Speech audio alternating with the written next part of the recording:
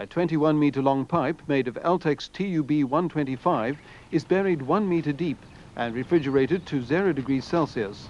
It is welded to a second pipe 3 meters long made of medium-density polyethylene in which there is an incipient crack, the latter being refrigerated to -100 degrees Celsius. The assembly is subjected to a pressure of 21 bar. 5, 4, 3, 2, 1, fire. An impact is applied to the incipient crack. The latter will spread and pass through the weld.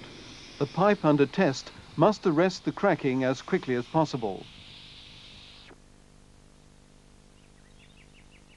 Mission accomplished for Eltex TUB-125, one of the third generation of Solvay resins.